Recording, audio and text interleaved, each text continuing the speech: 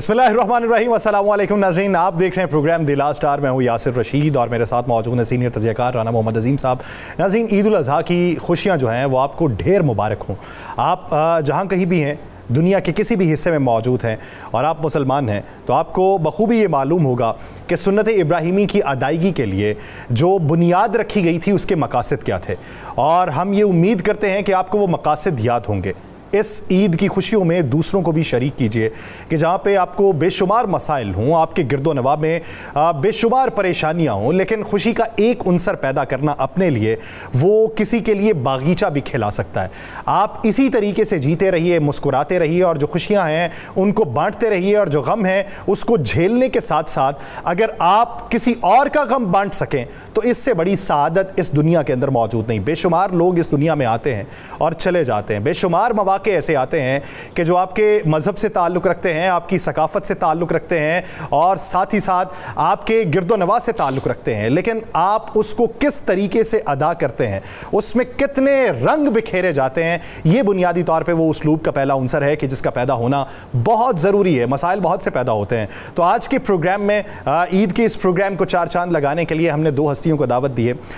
एक जो है उन्होंने अपने करियर का आगाज़ मॉडलिंग से किया और पाकिस्तान के जो फैशन शोज़ हैं उनमें उन्होंने शिरकत की और बैनुल अक़वामी सतह पे अपना नाम कमाने की तगदो भी कर रही हैं, और उसके साथ साथ वो आगे बढ़ने के लिए और नौजवान टैलेंट को प्रमोट करने के लिए भी किरदार अदा कर रही हैं। दानिया शेख हमारे साथ मौजूद है। बहुत शुक्रिया दानिया इस हवाले से अपना वक्त देने के लिए। और हमारे साथ जो दूसरी शख्सियत हैं, कुछ लोगों का तारफ़ जो है वो मोहताज किसी चीज़ का नहीं होता, लेकिन हमारे यहाँ उर्फ़ आम में अगर हम देखें तो बहुत सारे लोग ऐसे हैं जो दुनिया से गुजर जाते हैं और फिर उनके नाम को बेशुमार लोग ऐसे हैं वो उजागर करने के लिए उनकी तकलीद करते हुए दिखाई देते हैं। और चंद गिने चुने अफराद ऐसे होते हैं कि जो अपनी हयात के अंदर इतना वो उस मेराज तक पहुंच जाते हैं कि उनकी तकलीद उनकी हयात के अंदर ही हो रही होती है। और ऐसी शख्सियत कि जिनकी आवाज़ अगर बचपन से लेके अब तक किसी ने सुनी है तो अब तक उनके कान जो है वो मशहूर कुन है, और जो बचपन में अब सुन रहे हैं कई सदियों तक वो मशहूर कुन रहेंगे। सदारती अवार्ड याफ्ता हमारे साथ मौजूद हैं। आप मैडम, अगर देखा जाए आज के दिन शाजिया साहिबा, बहुत सारे लोग होते हैं कि जिनकी चाहत होती है कि वो दूसरे लोगों की तरह ज़िंदगी गुजारें। अब बहुत सारे लोगों की चाहत है कि आपकी तरह औज उन्हें मिले, तो क्या पैगाम देंगी ईद के दिनों में? बहुत बहुत शुक्रिया आपका, और जो तारुफ़ आपने कराया मैं शायद इस काबिल नहीं हूँ। आपकी मेहरबानी है, ये करम उस ज़ात बारी ताला का है। अल्लाह ताला सबको खुश रखे और मेरी तरफ से सबको बड़ी ईद की बहुत बहुत खुशियाँ मुबारक। लेकिन ये जो आपने बात की, ये जो तकलीद है, ये बेसिकली हमारी सोसाइटी का एक हिस्सा है और ये कंटिन्यूटी चलती आ रही है। जैसे हम अपने बड़ों को देखते हैं, कोई अच्छी बात उनमें देखें तो फ़ौरन अडॉप्ट करें। तो मैं ईद के मौके पर यही कहना चाहूँगी कि अगर कोई मेरे काम से या मेरे गानों से अगर वो इम्प्रेस है तो ये ज़रूर ज़हन में रखिएगा कि आज मुझे गाते हुए 32 साल हो गए, और स्ट्रगल स्ट्रगल एंड स्ट्रगल, मेहनत मेहनत और मेहनत। इसके अलावा अगर अल्लाह ताला की ज़ात ने आपके नसीब में इज़्ज़त और शोहरत लिखी है तो फिर आपको मिलेगी। वो कोई उसको छीन नहीं सकता, या अगर मिलनी नहीं है तो आपको कभी मिल नहीं सकता। दानिया, ईद का दिन बतौर मॉडल बहुत सारे लोगों के लिए आप रोल मॉडल भी होते हैं। बिल्कुल। तो कैसा गुजरता है? मेरा तो बहुत बिजी गुजरता है फैमिली के साथ। फ़र्स्ट ऑफ़ ऑल मुझे वैसे ही देखना अच्छा नहीं लगता। पहले तो मैं ये बता, कुर्बानी होती है, मैं छुप जाती हूँ रूम में मैं नहीं देख पाती हूँ, और जब सारा काम हो जाता है हर चीज़, फिर मैं रूम से बाहर निकलती हूँ। तो मेरा आधा दिन तो ये होता है। उसके बाद फिर खाने पीने में सब मसरूफ़ होते हैं, लेकिन मेरे लिए स्पेशल कुछ और बनता है क्योंकि मैं नहीं खाती। ईद वाले दिन भी मैं नहीं खा सकती मीट, तो मेरा दिन ऐसे ही होता है बस। यानी आप पसंद ही नहीं करती हैं उस खाने? नहीं, बहुत मुश्किल होता है मेरे लिए खाना, लेकिन फिर भी मामा मेरा कीमा फॉर्म में मुझे बना देती है कि थोड़ा सा तो खाओ। लेकिन बस वो शुरू से बचपन से देखते आ रही हूँ ना, तो बस वो दिल है ना वो उस चीज़ पे जाता नहीं कि नहीं उस दिन नहीं खाना। वैसे खा लेती हूँ लेकिन उन डेज़ में वैसे खाया नहीं जाता, बस उन दिनों में खाया नहीं जाता। राना साहब, आप प्रोग्राम का आज जो आगाज़ किया है वो थोड़ा सा गैर रिवायती है कि आपकी तरफ आने से पहले मैं दूसरी तरफ निकला हूँ। मैंने कहा मैं मानूँ कि ज़रा तासुरात जांच लें। आज के दिन ईद पे वही हमने जो एक ट्रेंड बनाया कि ईद के दिन मखसूस पैगाम अपनी कौम के लिए। बिस्मिल्लाहिर्रहमानिर्रहीम, अस्सलातु वस्सलामु अलैका या सय्यदी या रसूलल्लाह। अस्सलातु वस्सलामु अलैका या सय्यदी या हबीब अल्लाह। या सर देखें, मेरी बातों से भी आपको भी तकलीफ़ होती है और हाकिम वक्त को भी होती है, क्योंकि मैं जो बात करता हूँ वो हक़ाइक़ पर मबनी होती है और हक़ाइक़ अच्छे नहीं लगते। ईद ऐसी नहीं होती। ईद का मतलब खुशियाँ होती हैं, ईद का मतलब कुर्बानी होती है, और ये कुर्बानी हम आम पाकिस्तानियों ने नहीं देनी। ये एक कुर्बानी तो है जो बकरे की, गाय की, ऊँट की है यासर साहब। एक वो कुर्बानी है जो आवाम से बिजली के बिलों में ली गई है इस दफ़ा, और ईद से चंद दिन पहले जो बिजली के बिल आए हैं उन्होंने बहुत लोगों को कुर्बान कर दिया। और एक कुर्बानी महंगाई की सूरत में ली गई है, एक बजट में जो चीज़ें महंगी की गई हैं, टैक्स लगाए गए हैं, उस सूरत में ली गई है। खुदारा इस कौम को खुशियाँ देने के लिए इस कौम का वो तबका, इस मुल्क का वो तबका जो हर फ़ायदा लेता है, हुकूमत में भी हो, अपोजिशन में भी हो, इक़्तिदार में हो, इक़्तिदार के बाहर हो, अमीर तबका, बिजनेसमैन तबका, सियासतदान, हुक्मरान, जगीरदार, वडेरे, इस दफ़ा वो भी अपनी कुर्बानी दें। मैं ये नहीं कह रहा कि उनको ज़िबा कर दें, लेकिन वो अपने माल में से कुछ हिस्सा वाकई टैक्स की सूरत में दे दें, वाकई बिजली चोरी से जो पैसा बचाया हुआ उसकी सूरत में दे दें, ताकि अवाम को खुशियाँ तो मिल सकें। तो वैसे यासर आज आप और मैं तो इस तरह लग रहे हैं, दोनों ने एक जैसे कपड़े पहने हुए हैं और ईद के मौके पर होना नहीं, जोड़ी का गूंगा बकरा, एक मोटा बकरा। मैंने तो ये लग रहा है ये वलीमे ते आए। अल्लाह आपकी ज़ुबान मुबारक करे। शादी साहब, अगर देखें तो आपके गाने जिस हद तक मारूफ व मकबूल हुए, जी जी, यानी इस दौर में जो लेजेंडरी सिंगर खुद शुमार करते हैं या हैं भी, जिनका ताल्लुक़ सरहद के इस पार से हो या उस पार से, वो मुतवातर आपको खिराज तहसीन पेश कर रहे हैं। मिसाल के तौर पे दिलजीत दोसांझ, यानी बैनुल अक़वामी सतह पे जितने भी उनके कॉन्सर्ट्स हैं, आपके गाने को प्रमोट वो अपनी ज़बान से कर रहे हैं और आपको खिराज पेश कर रहे हैं। तो कैसा लगता है ये? बहुत अच्छा महसूस होता है। आप जब मैं मैडम जी के गाने गाया करती थी, जब मैंने स्टार्ट लिया था अपने स्कूल में, तो मैं तब भी ये सोचती थी कि यार ये गाने मैं गाती हूँ तो कितना अच्छा लगता होगा उन लोगों को कि कोई गा रहा है। जैसे मैंने स्टार्ट ही मैडम के गानों से किया। जब मैं म्यूज़िक चैलेंज में आई 92-93 की ये बात है, राना साहब को बहुत अच्छी तरह है नहीं, तो वहाँ से मैंने जब मैडम जी का गाना था तुम्हारी आरज़ू कूचाए कातिल तक का पहुँचे, तुम्हारी आरज़ू में चले आओ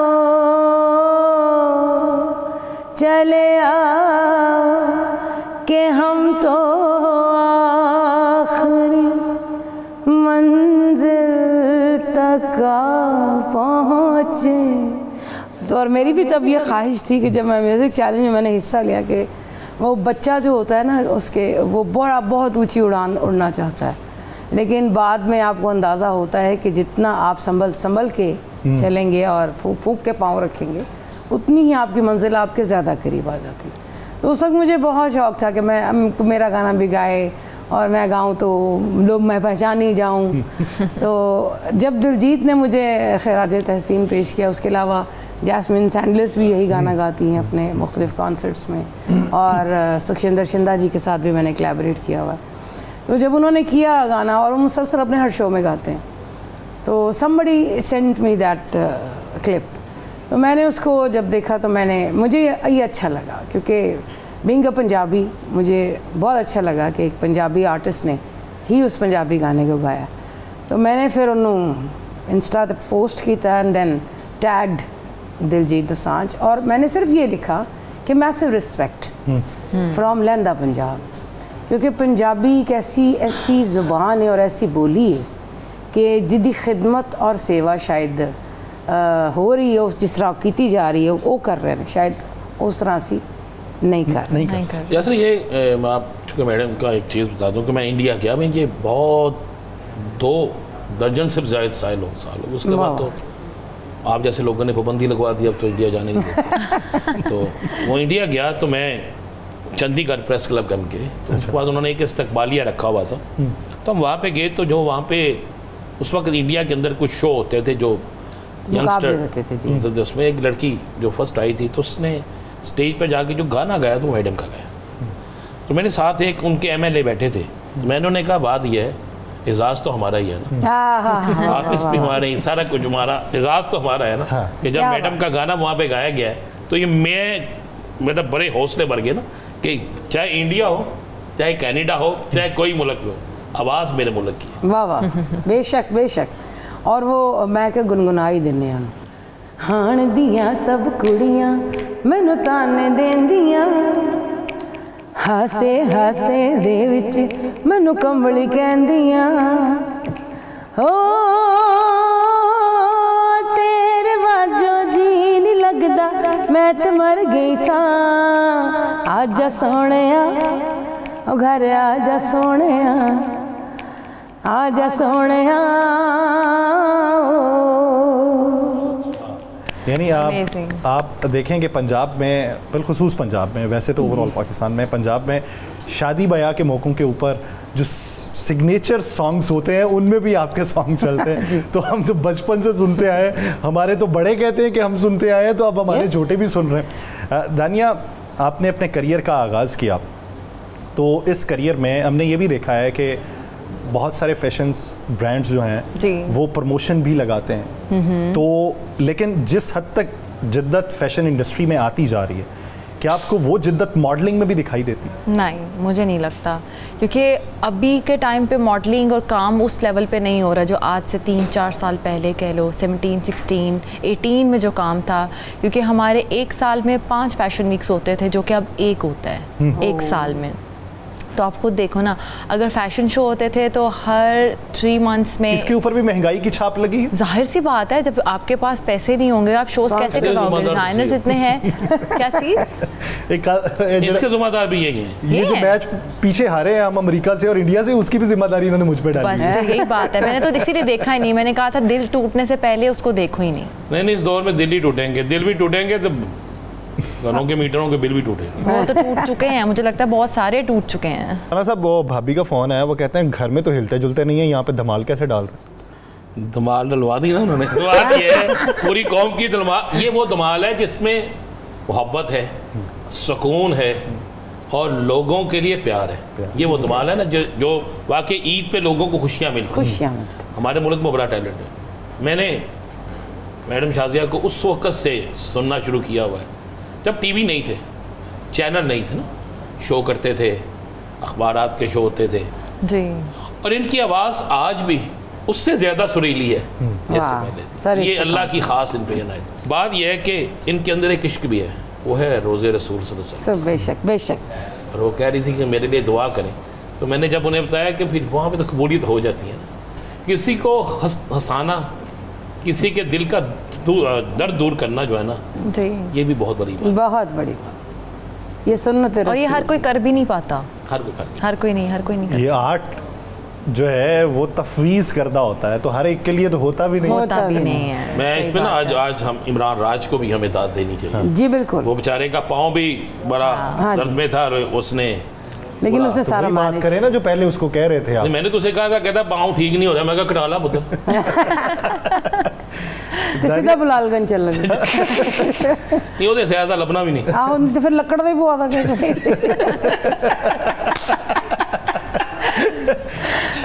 दानिया, यहाँ पे मकामी सतह पे जो मॉडलिंग होती है और बैनुल-अक़वामी सतह पे होती है, दोनों में ज़मीन आसमान का हम फ़र्क देखते हैं। तो आपकी आंख, यानी एक मॉडल जो है उसकी आंख तकनीकी एतबार से और है और एक आम वेवर की आंख और है, तो आपको क्या फ़र्क लगता है?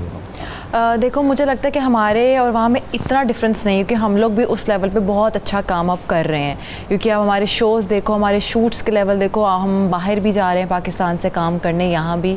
तो मेरे यहाँ से इतना डिफरेंस नहीं। हाँ, बोल्डनेस को कह सकते हैं, क्योंकि हमारे यहाँ पे थोड़ा सा हम लोग फिर भी, क्योंकि हमारे शलवार कमीज़ में यहाँ पे ज़्यादा हुआ जाता है, ब्रांड ज़्यादा है, टेक्सटाइल ज़्यादा है, तो उस लिहाज से हम लोग थोड़ा सा अगर करें तो डिफरेंसेस है। अदरवाइज़ हम उनसे बेहतर काम कर रहे हैं। बिल्कुल।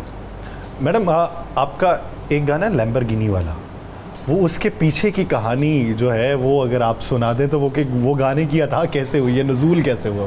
वो एक्चुअली हम ह्यूस्टन में थे और रेहान सिद्दीकी का मैं शो करने गई हुई थी। उनका शो था, उनके पास लैम्बोर्गिनी है। अच्छा। तो जब नीचे उतरते कहते शाहज़ बजी, मैंने कहा हाँ। कहता आपने गाड़ी से नहीं उतरना, कोई गाना गाते हुए निकले। तो मैं बैठे, मैंने कहा लैम्बोर्गिनी में बैठे तो गाना फिर लैम्बोर्गिनी का ही गा लेते हैं। मुझे बड़े लोगों ने कहा तुम्हारी लैम्बोर्गिनी, मैं कहा हाँ। वो हाल तक ऐसी शौक चने के मेरे को लैम्बोर्गिनी। मैं नीचे उतरी तो उन्होंने कहा मैं कैमरा रेडी है तो आपने कुछ गाते हुए उतरना। तो जैसे ही मैं वो गाड़ी से उतरी तो मैंने कहा लैम्बोर्गिनी चलाई जाने हो सानू ही झूठा दे दो किथे कल्ले कल्ले जाई जाने हो। वो ऐसा हिट हुआ, वो बाइट, वो तो मुझे तो किसी ने फोन करके तो यही लग रहा था कि वो आपकी ट्विटर पे जाएं हैं। सही बता रही हूँ, इंस्टाग्राम पे जो लोग पूछ रहे थे या लोगों को 110% था वो आपकी है। तो मैं दसना एडिट कर देना मेरा ही है। सही बता रही हूँ। तो वो गाना वो मैंने किया, वो ट्रेंड बन गया। फिर मैंने ब्राइडल कटोर भी किया, ये भी वहाँ पे थी अलीज़े शाह गिरी। वो कहा जाता है कि आप जहाँ पे गाने गाती हैं लोग गिरना शुरू करते हैं। मैं क्या, वो खुद ही गिरे, मतलब गिर जाते हैं तो मेरा क्या कसूर है। तो वो अलीज़े का तो खैर वो मिसहैप हुआ था। हाँ। हमने एग्जिट यहाँ से लेनी थी इधर से और हम यूँ चले गए। तो वो जो बैक स्टेज लोग होते हैं ना, जो प्रॉम्प्ट कर रहे होते हैं, वो कह रहे नहीं लेफ्ट लेफ्ट लेफ्ट लेफ्ट। वो हैसल इतना ज़्यादा होता है ना, बहुत ज़्यादा। वो जैसे ही वो लेफ्ट राइट से एकदम लेफ्ट हुए ना तो धड़ाम की आवाज़। मेरा तो वज़न इतना था मैं गिर नहीं सकी, वो बेचारी डिग्गी पे कपड़े के वज़न। जब वो गिरी तो अब मैं, वो बड़ी एम्बैरेसमेंट होती है किसी भी मॉडल के लिए, यहाँ मैं भी अगर हूँ तो। लेकिन मैंने जब उसको उठाया ना तो उसके बाद वो माहौल जो था वो एक जेस्चर ही और हो गया। लोगों ने उस चीज़ के ऊपर एंजॉय करना शुरू कर दिया, तो वो ज़रा ट्रेंड बन गया। फिर बड़ी गिरी मेरे आगे आके, मैनू भी डेगो, कहनी मैनू भी डेगो। मैं कहा डेगा तो गल्ला मैनू। मैडम बहुत सारे लोग हैं यहाँ पे, सियासी तारीख़ है एक, और सियासी तारीख़ में एचिसन से पढ़े हुए लोग, कोई वज़ीर आज़म लग गया, कोई स्पीकर लग गया। तो मैं माजरत चाहता हूँ कि कम इल्मी है मेरी, मुझे मालूम पड़ा कि आप भी एचिसोनियन हैं। No, I am not Aitchisonian, I am Queen Marian. Queen Marian. बहुत सारे हमारे सिंगर्स हैं, यानी प्री मैच्योर अभी होते हैं तालीम में, तो वो इस फील्ड में निकल जाते हैं। यानी इसमें तालीम का उनसर जो है वो आपको कितना फ़ायदा देता है? असल में तालीम हासिल करना ही इसकी महराज है म्यूज़िक की। क्योंकि आप कोई भी सब्जेक्ट ले लें, तालीम कोई भी ले लें, इल्म कोई भी ले लें, जब तक आप उसको हासिल करने की कोशिश नहीं करते, मैं ये समझती हूँ कि इल्म कोई भी हो, आप पूरा हासिल नहीं कर सकते, लेकिन आप कोशिश कर सकते हैं। उसी तरह मौसीकी भी, जब मैंने स्टार्ट लिया था मैंने बिल्कुल नहीं सीखा हुआ था। और मुझे बाद में जाके जब मैं फ़िल्म इंडस्ट्री में दाखिल हुई, सर वजाहत अतरी साहब और उमर शेख साहब, अल्लाह उनको जन्नत नसीब करे, पाक परवरदिगार, मुझे जब उन्होंने इंट्रोड्यूस करवाया, मैडम नूरजहां जिस वक्त हयात थी, अल्लाह उनको भी जन्नत नसीब करे, हमारे लिए तो खैर हम तो उनके जूतों के बराबर नहीं हैं। तो उस वक्त वो काम कर रही थी और थोड़ी बीमार थी, तो एक छोटा सा गैप था बीच में, क्योंकि वो एक ऐसा मौजज़ा है हमारे मुल्क में, वो यूनिवर्सिटी जो है वो कम बैक कर लेती थी। क्यों सर? ऐसा ही है। तो उन दिनों जब मुझे मौका मिला गाने का, फिर मुझे आगे भी मौके मिलते रहे, और मेरा जो पहला सुपर हिट गाना था वो था सुनो सुनो बोलो बोलो, चीफ साहब का। मेरा तुम पे दिल आ गया, हाँ फिर कहना, तो जीने का मजा गया गया गया, सुनो सुनो बोलो बोलो, ये गाना था। तो खैर मुझे वहाँ से गाने का मौका मिला, और जब मैं थोड़ा सा आगे बढ़ी, कुछ गाने मेरे हिट हुए। हालांकि होता ये है कि जब आप हिट हो जाते हैं तो आप और आगे निकल जाते, स्पीड तेज़ हो जाती है, कहते ना बंदा एवं ही थोड़े जा तैयार होया हुआ तो बहुत आगे निकल जाता है। तो मैं उस वक्त मुझे रियलाइज़ होना शुरू हुआ कि कुछ चीज़ें हैं जो मेरे ऊपर से गुजरती हैं जब मैं गाना याद कर रही होती हूँ। तो फिर अल्लाह करी के रहमत करे, मास्टर फ़िरोज़ साहब से मैंने मौसीकी की तालीम हासिल करना शुरू की, और टिल टुडे मैं कर रही हूँ। माशाल्लाह, मालिक की सलामत रखें। आपने मॉडलिंग क्यों ज्वाइन की? अदाकारी भी होती है, फनकारी भी होती है। मॉडलिंग कोई ऐसे सडन नहीं हुआ था। मैं जब छोटी थी ना तब भी मेरी पिक्चर्स में मैं पोजेस में होती थी। वाह। तो प्रॉब्लम ये थी, मेरे नाना ने देखी पिक्चर्स, हम लोग टूर पे गए, नाना कहते इसकी टांग कहाँ जाती है, इसका बाजू कहाँ जाता है। तो मैं कभी सीधी खड़ी नहीं होती थी, कभी किस तरह, कभी कुछ, कभी ऐसे पोज दे दिया। तो मामा ने बोला कि ये इसके अंदर शुरू से ही है। तो मेरी फ्रेंड बनी, वो मॉडल थी, उन्होंने मुझे बोला कि आप मेरे साथ आओ, आपकी ना हाइट बहुत अच्छी है। मेरे अंदर भी कहीं ना कहीं था कि मैं ट्राई करूं। तो वो फर्स्ट हमारा फ़ैशन शो ही था जहां मैंने ना ऑडिशन दिया जाके। फर्स्ट अटैम्प्ट में मेरा हो गया कि इसकी हाइट है, वॉक अच्छी, क्योंकि मैं घर में देखती ये चीज़ें थी, क्योंकि हर टाइम मॉडलिंग एक्टिंग करना इतना आसान ही, मेरा दिल था कि मैं करूँ। अभी मैं कराची भी थी, तभी मैंने एक अभी ड्रामा भी किया रिसेंटली, लेकिन एक्टिंग में थोड़ा आपको पता है टाइम टेकिंग है। मॉडलिंग का ये 1 डे शूट किया आगे, तो वो वाला, और उसमें एक्टिंग में थोड़ा सा मुझे लगता है मेरे लिए मॉडलिंग ही बेस्ट है। अच्छा दानिया, अमूमी तौर पे किसी ब्रांड की कोई भी जो एक चीज़ है वो नई लॉन्च होनी है तो उसके लिए मॉडलिंग तो बहुत सारे लोग करते हैं जी। हम यहाँ पे ऐसे भी फैशन शोज़ देखते हैं कि जिसमें ऐसे ऐसे कॉस्ट्यूम्स होते हैं जो रियल में हमें कभी दिखाई नहीं देते। हाँ, तो हम ये समझते हैं पता नहीं ये मरीख पे पहने जाते हैं, ये कौन सी दुनिया में पहने जाते हैं। तो उसके पीछे वजूहात क्या होती है? ये नहीं, अमूमी तौर पे तो वो दिखाई नहीं देते। इसी तरह जिस तरह ना पिछले दिनों बुहारी साहबा हमारी वज़ीर इत्तलात, उन्होंने कहा जी वज़ीर आला जो है ना मरीम साहबा, तो वो 800 रुपये का सूट पहनती है। मैंने बेगम को कहा, मैं कहा आपको मैं वो सूट लेके दूंगा जो मेरी वज़ीर आला पहनती है, आज तक नहीं लभ्या, मिल भी नहीं सकता आपको। तो मैं उसका जवाब दूँ आपको कि वो बेसिकली वो आर्ट होता है, वो आर्टिस्ट होते हैं ना, अपना आर्ट शो करते हैं, क्योंकि वो वहाँ से निकलते हैं तभी ग्रेजुएट होते हैं। वो बेसिकली ग्रेजुएशन होती है उनकी, जिसमें वो डिफरेंट अटायर्स होते हैं कि वो हमें वहाँ मॉडल्स हमें तो पहनने पड़ते हैं। फिर वहाँ से उनकी जर्नी स्टार्ट होती है नेक्स्ट, कि वो टेक्सटाइल में जाएं, किसी ब्रांड्स में जाएं, क्या है कि वो अपना बेसिकली टैलेंट शो कर रहे होते हैं। That's it. यानी वो अपना तजुर्बा कर रहे होते हैं आप लोगों को। मॉडल्स हैं, मॉडल्स पे ही करना है ना, हम लोगों पे करना है ना। ज़्यादा कोई भी चीज़ बनाएंगे वो तो हम मॉडल्स, हमने तो पहन के रैंप पे शो ऑफ करना है। अच्छा मैडम, कोई ऐसा गाना जिसमें बहुत मुश्किल पेश आई? अल्हम्दुलिल्लाह सर, कभी अल्लाह के हुक्म से कभी मुश्किल पैदा तो नहीं हुई, लेकिन ये ज़रूर होता था मेरे पे प्रेशर, क्योंकि आपको पता है कि शिफ्ट होती है, सुबह 8 बजे शुरू होती है और शाम 6 बजे ख़त्म हो जाती है। और होता नॉर्मली ये था कि शिफ्ट जो है जैसे ही ख़त्म होने वाली है तो सिंगर के ऊपर प्रेशर है, गाना गाओ जल्दी करो जल्दी करो।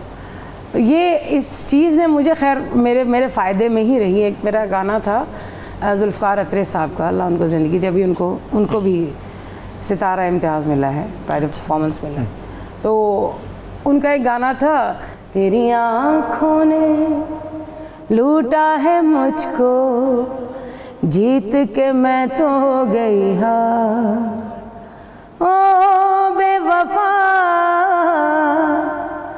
तू ही बता कैसे भुला दूँ तेरा प्यार, तेरी आँखों। वो शिफ्ट ख़त्म होने वाली थी और जुल्फ़कार साहब, अच्छा मैं चूँकि रिहर्स करती थी, ये मेरी अभी भी आदत है, गाना गाने से पहले मुझे रिहर्सल चाहिए, गाना मेरे दिमाग में होना चाहिए और मुझे बाय हार्ट याद होना चाहिए, ज़ुबानी याद होना चाहिए, ना कि मैंने लिखा हुआ। रेफरेंस के लिए लिख लें तो जैसे ही 10-15 मिनट रह गए, जुल्फ़कार साहब कहते जल्दी कर। मैं कहा जुल्फ़कार साहब 15 मिनट रहे, मैं कितनी की जल्दी कराएंगी? कहते जी चलो ट्रैक लाओ। अच्छा आप यकीन करें अजीम साहब, वो गाना 15 मिनट में ही हुआ, 1 टेक ओके, और उसके बाद वो गाना पूरी दुनिया में मशहूर हुआ।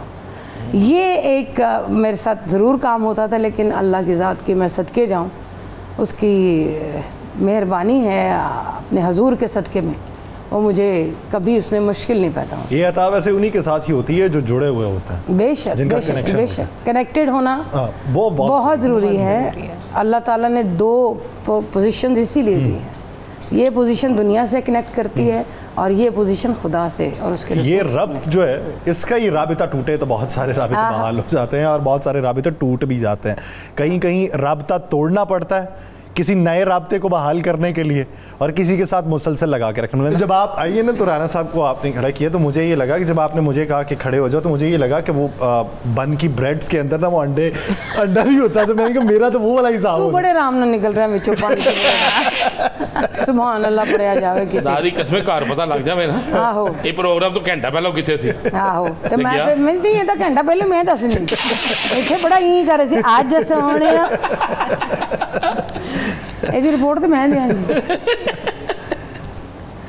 मैडम अगर देखें आपने स्टार्ट पे बात की चढ़दे पंजाब और लहंदे पंजाब की, दोनों में बुनियादी फ़र्क क्या लगता है? और आपने जब ये कहा कि वो पंजाबी को ज़्यादा जो है वो प्रिजर्व कर रहे हैं, उसकी प्रमोशन कर रहे हैं, उसकी क्या वजह लगती है? और हम अपनी माँ बोली से क्यों दूर होते जा रहे हैं? यानी बच्चे भी हों तो हम उनको यही सिखाते हैं कि बेटा पंजाबी में नहीं बोलना, इवन हम उर्दू से भी अब उन्हें किनारा कशी इख्तियार करने का मशवरा देते हैं।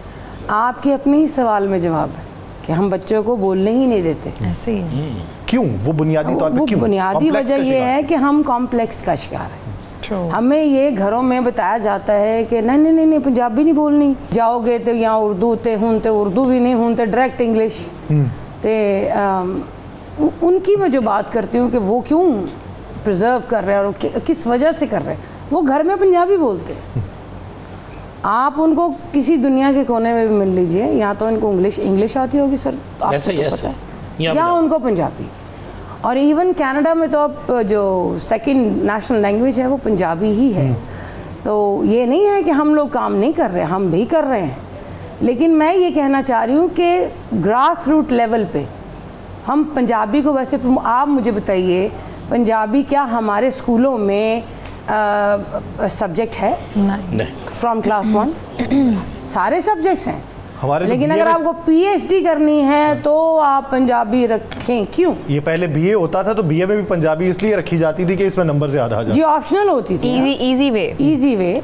लेकिन अगर आप, हमारी पंजाबी इंडिया से बहुत बेहतर है जनाब। जो हम पंजाबी बोलते हैं वो कहते हैं ठेर है, वो कहते हैं कि आपकी जैसी मीठी पंजाबी मैनू मिलते रहते जी। मैं मास्टर सलीम साहब ने मिटोर किया, मैं 3 साल पीटीसी पंजाबी जज किया राना अजीम साहब मैंने दिल्ली में, और जिसमें मेरे साथ सचिन आहूजा जी और मास्टर सलीम साहब जज होते थे। तो एक सिंगर अभी आई हैं रुखसाना खान, वो उनको भी हमने 2009 में जज किया था। कहने का मतलब ये है कि वहाँ पर पंजाबी को प्रमोट करने के लिए घर में माँ मौजूद है, घर में बाप मौजूद है, घर में बहन भाई मौजूद है। हमारे यहाँ पर वही लोग हैं लेकिन वो ये कहते हैं कि नहीं पंजाबी नहीं बोल, हम अपने कल्चर से असल से दूर होते जा रहे हैं। मेरा कहने का मतलब ये नहीं है कि आप पंजाबी ना बोलें, अगर आपका दिल नहीं कर रहा, जो नीड ऑफ द आवर है आप वो काम करें जहाँ आपको ज़रूरत है। और मैंने मतलब पंजाबी आती तो मैं इमिग्रेशन जाके पंजाबी शुरू कर दूँ, उधर मुझे एक इंटरनेशनल लैंग्वेज बोलनी है जो कि इंग्लिश है, लेकिन एटलीस्ट हमें अपनी पंजाबी के बारे में इल्म तो हो। आपको जैसे पता है रिच कल्चर है, बाबा बुल्ले शाह, शाह हुसैन, हीर वारिस शाह, आप नाम तो लीजिए। पाकिस्तान में जो कल्चर पंजाब में जो पंजाबी का पड़ा है वो पड़ा हुआ है, उसको सामने लेके आना चाहिए।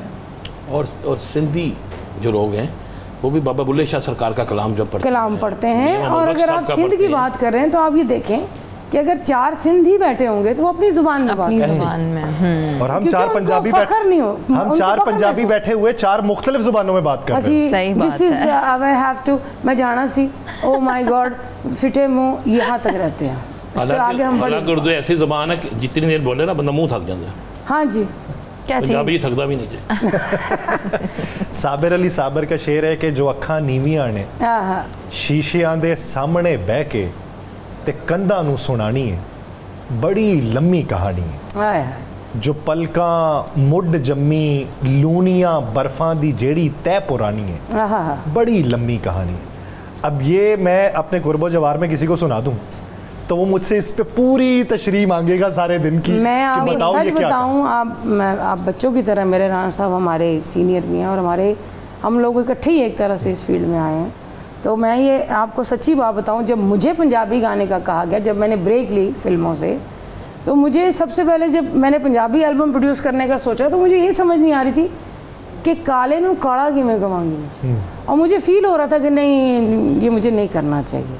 मतलब मैं आपको अपनी मिसाल देती हूँ कि क्योंकि हमें घरों से डिस्करेज किया जाता है, दैट्स वाई।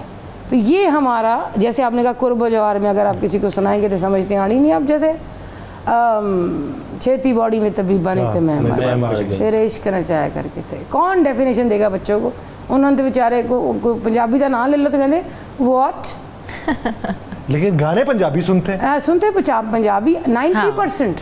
इस वक्त पूरी दुनिया में आपको पता है कि 90% पंजाबी गाना। आपके घर में क्या रिवाज है? यही उर्दू बोलने वाला, इंग्लिश बोलने वाला, या पंजाबी बोलने पे वो तमस्खुर नहीं उड़ाया जाता? नहीं, ऐसा कुछ नहीं। पंजाबी एक्चुअली में हमारे घर में बोली नहीं जाती, पता नहीं क्यों, उर्दू ही बोलते हैं सब।